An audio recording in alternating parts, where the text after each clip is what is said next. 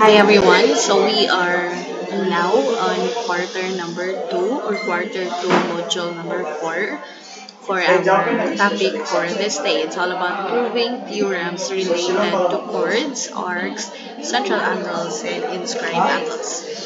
So before we will start, let us first have a recap on some parts of a circle. So directions, rearrange the jumbled letters to come up with a word that corresponds to the given definition. Write your answers on a separate sheet of paper. So let's start with number 1. So, ang sama ni Sija, a part of a circle between any 2 points and is measured in terms of degrees. Again, a part of a circle between any 2 points and it is measured in terms of degrees. So what's the answer here?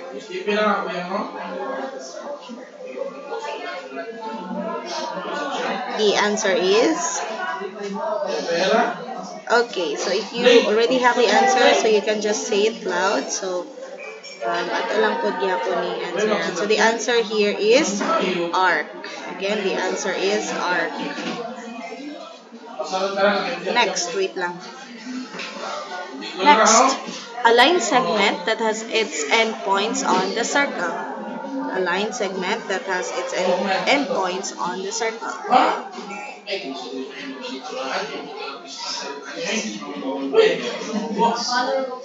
Nag-follow ka sa ako?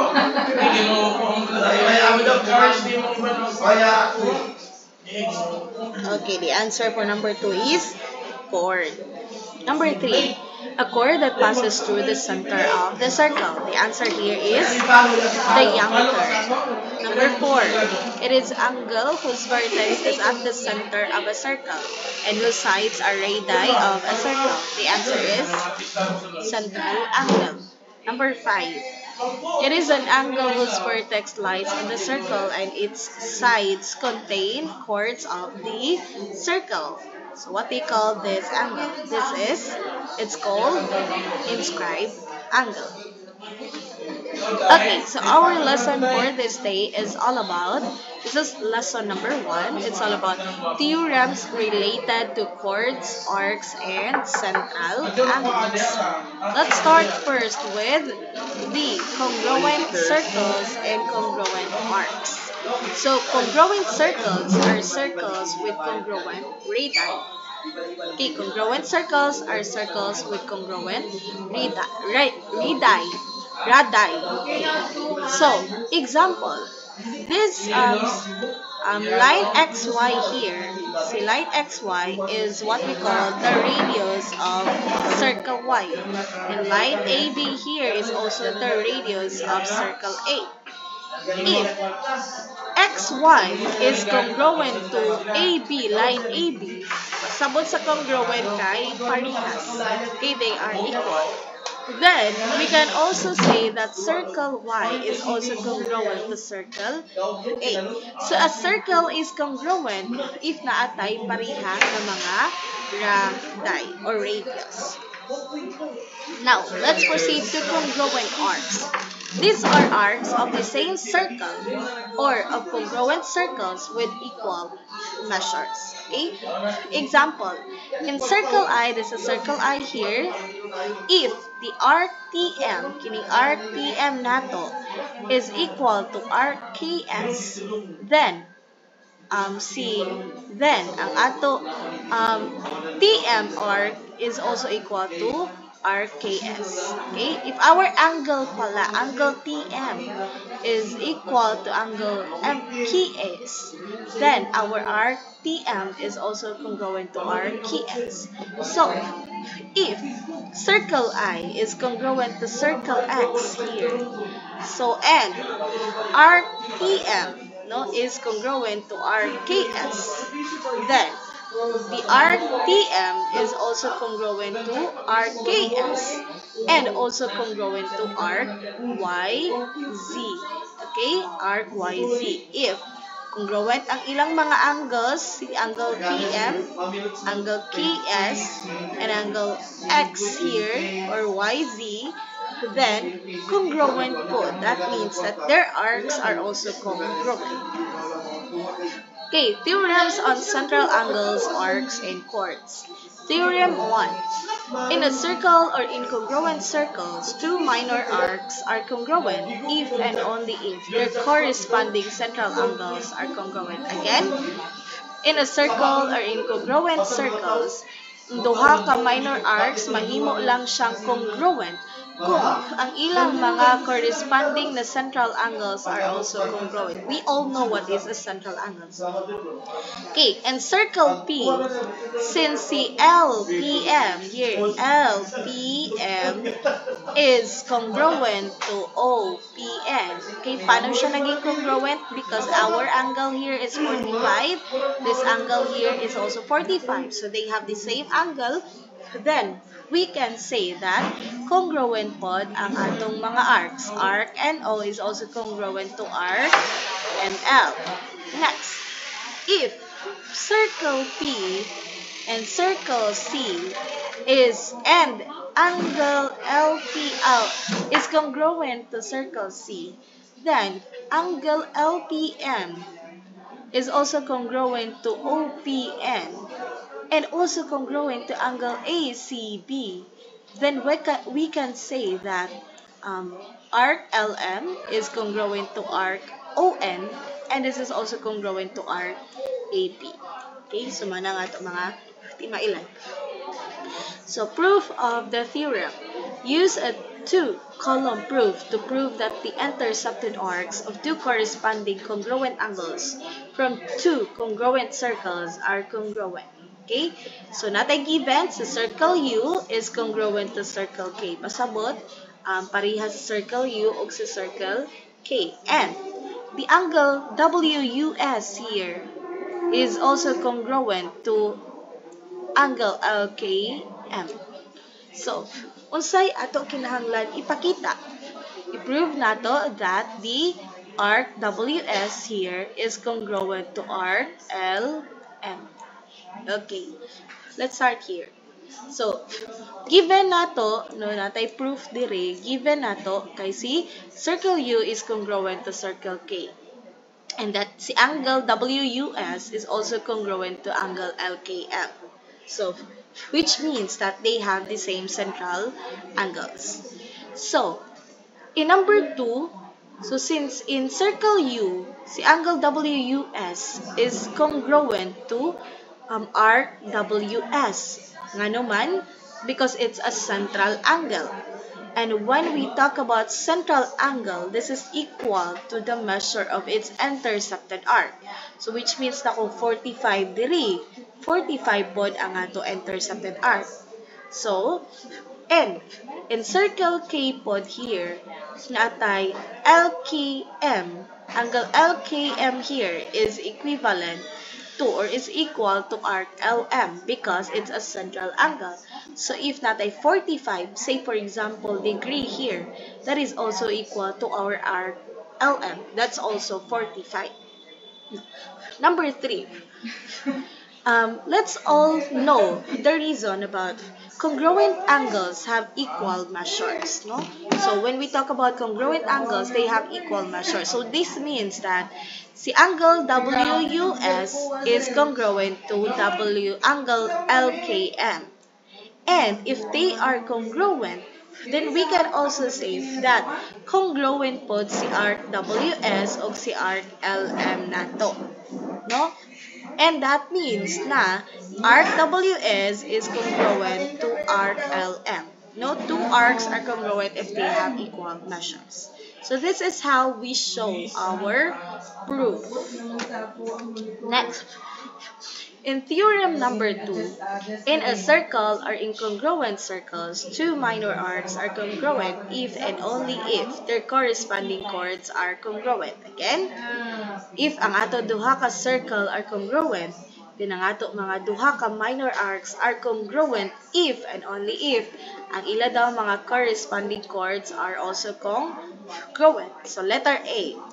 In circle T, this is circle T, see, line AB here is equivalent to line CH, no? Since the two chords are congruent, so same man, congruent man ang ato duha ka chords, we can also say that its intercepted arc is also congruent. So natay arc AB is also congruent to arc HC. Letter B. If circle T is congruent to circle N, parehas sa circle T o sa circle N, and C, line AB is congruent to line CH and also congruent to line OE, no? Then we can say that arc AB and arc CH is also congruent to arc OE. So, muna ang ato pasabot sa theorem. So, let's try this proof of the theorem. Okay, dili na ako makita. At circle T is congruent to circle N. And line AB is congruent to line OE. Line AB is congruent to line OE. Use a two-column proof to prove that arc AB and arc OE are also congruent. So, given sa circle T o sa circle N, they are congruent. Given na to. Line AB, ini line AB and line OE is also congruent. I-prove nato na kung congruent si T and N and si line AB and line OE, then i-prove nato that si arc AB is also congruent to arc OE. Okay, we have here our proof. Do not forget, number 1, to write our given. So our given is circle T is congruent to circle N, and line AB is also congruent to line OE. So, number 2 nato, this line TA here, gikan diri, padulong diri. No? Kay this is a radius. To? Tapos, kinipod, si T padulong sa B is also a radius. Which means na, kung radius na siya, kini diri, padulong diri, pod, kay pariha ra siya. Di ba ingon ta? That radius, kay they are equal. Bisan asa ta magbutang ng radius, same ra na siya o measurement nato. So, kung equal ini siya o kini, no? And this also means that si NO here is also a radius. This one here is also a radius. So, kini and kini kay equal sa og size. Okay? Or measurement. Then, we can say, no? We can say that natay angle ATB. Mo ni na, naika-form tag angle ATB. No? Angle ATB and triangle pala. Triangle AT and B and triangle O and E. No, this is na form na to og triangle. Which means na kung equal ni sila, that means that this one here and here is also equal. No? And we can also say that the angle ATB here, angle ATB and angle ONE, ONE are congruent. No? According to parts of congruent triangles are congruent. So, and we can also say that the arc AB is congruent to arc OE. No, in a circle or in congruent circles, two minor arcs are congruent if and only if the corresponding central angles are congruent. So since congruent man ta diri, kung unsay measure nato diri og diri, we can also say that its intercepted arc are also congruent. Kay central angle naman dayon ni kay naman ta sa center ng circle. Next, theorem number 3. In a circle, a diameter bisects a chord in an arc with endpoints if and only if it's perpendicular to the chord. So this is our circle M. So sa circle M, natay diameter na QR. This is the diameter QR. Ni-bisect daw siya sa chord ST. This is chord ST. No? So, and arc ST, si arc ST here, kining diri, kay since si line QR kay perpendicular man siya sa line ST. Okay, perpendicular si arc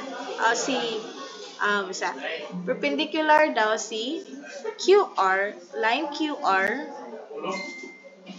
sa line ST. Diri, perpendicular siya. Okay. So, proof of the theorem. So, nata diri use a two-column proof to prove that segments and arcs are congruent by showing that AZ, si AZ, dire, so money ang ato sa theorem number 3 ha, that this is, we have circle W, tapos si line AZ, this is our line AZ, ni bisect si just sa line JM. So, kung mo bisect ta, maka-form yun taog 90 degrees or right angle. So, given nato is that si circle W, this is our circle W. In circle W, AZ, si AZ is a diameter. We can say that AZ bisects JM, no? Or is perpendicular to line JM. Again, perpendicular to line JM. So, prove nato that AZ kay mo bisect siya sa JM. No, pasabot si para mahimong perpendicular si AZ sa JM. Oh no, wait lang. Ang given daay nato is that si line AZ kay perpendicular siya sa line JM. Kung may tag-perpendicular, pasabot kay nag-intersect sila at one point. No? So, naka-form taog perpendicular. So, kinahanglan nato i-prove na si AZ kay ni bisect siya sa line JM and si AZ pod kay ni bisect siya sa arc JM. Okay? AZ bisects line JM and AZ bisects also arc JM. So, naasa ato proof ani. So, given in circle W with a diameter AZ is perpendicular to chord JM. No. Ang definition nato sa perpendicular lines kay pasabot sa si angle JTW and angle MTW are right angles. So, bumalik ta diri, angle JTW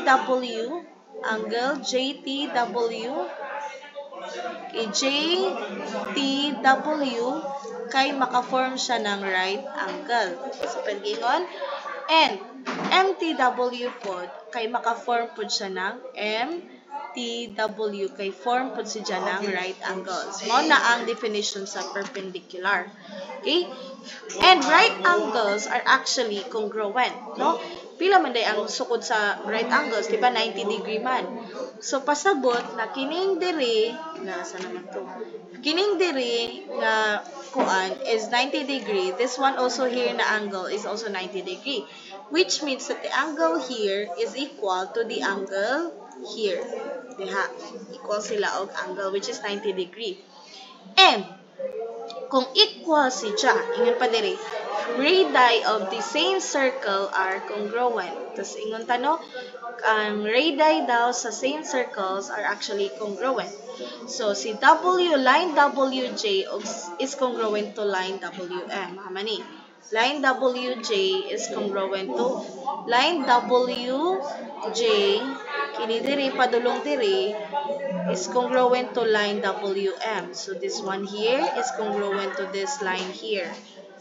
And then, number 5, no, si reflexive or identity property of equality. Okay, si line WT is also congruent to line WT. Balik ta. Si line WT is also congruent to line WT. Pasabot, kini is equal to kini. This one is also equal to this one here. Line naman na siya diha. And that means that triangle JTW is congruent to triangle MTW. Kini, triangle JTW, kini na triangle diri, pasabot, equal po daw ni siya sa triangle diri. Kana. Ha? They are equal. Palikod ta. Next, sa number 7, according to CPCT or corresponding parts of congruent triangles are congruent. So we can also say that line JT is congruent to line MT, whereas line JT is congruent to line MT, which means that this line here, JT here, atong alistan o Ano, nawala ng kuan. Line JT here, kini is congruent to line MT. So, this is congruent sa diri nga line. Okay? Next. Okay, so which means na definition of segment bisector si AZ kay ni bisect si just sa line JM. So again, AZ kay ni bisect si just sa line JM. Okay? Tungod kay napakita nato that this one here is this triangle here is equal to the triangle here. Okay, next. Okay, next is that sa kuan na pod there is a according also ipakita nato that si line AZ bisects line or arc JM. Kay na line AZ kay bisects line JM. This time pakita nato that si line AZ kay ni bisect si just sa arc JM. Okay, arc JM. Okay, we have here angle JWA is congruent to MWA. Okay, JWA is congruent to MWA. Again, we are talking about the angle. So, JWA, okay, kini JWA, mura grabe na no kakuan, libog ang kuan pagkasuyat. So, JWA, follow na lang ako pen ha. Follow the pen. Kini daw JWA, kini nga angle diri is also equivalent to MWA. Kini nga angle diri. So congruent siya diri o kini na angle here. Okay? Next is si arc AG is equal to angle JWA. Balik ta. Si arc AG kini diri is equal si just sa diri angle here. Nga naman, it's central angle. Diba? Tapos, kinipod na angle here is equal to arc AM. Why? It's central angle. So, equal siya. And then, we can also say that arc AM is equal to arc AJ. Which means that si arc AM is also equal to arc AJ. No? And, pasabot that si arc AM is equivalent to arc AG. So, pasabot, equal ni diri o equal po ni diri. And then, we can say that si line AZ bisects to arc JM. Okay? Mahibaw-an na pasabot man gud sa bisects kay natunga siya, na-divide siya into two equal. Okay? So, kining si AZ, pasabot, it bisects line JM because kini diri mapakita na nato siya if this one here, this side here is equal to this side here. And AZ also bisects arc JM or MJ because this side here is also equal to this side here. Mura siya na-divide into two equal parts. So we can say that okay, AZ bisects line JM and line AZ bisects arc JM. We can say that. Okay, so before also, grabe na ito mga proving. So, this time, gusto po na ako itry or matry ninyo na kamo ang mag-prove ano. So, naatay, tulo ka activity. So, gusto na ako itry ninyo. Gusto na ako i-group. Ayan na lang. Ani na lang. So, sa activity number 1, ang mag-answer ani kay ang mga girls. Who run the world? Girls. So, mag-answer ani kay ang mga girls. Follow ninyo tong ato gi-discuss kagaina, no? Mag-send po ko og PowerPoint presentation para mabalikan to ninyo to ato gi-discuss kagaina. Basin po naka-screenshot ko. So, mag-answer sa activity number 1 is ang girls. Okay, mag-answer sa activity number 2 kini kay ang boys. And ang mag-answer sa activity number 3 kay ang tanan.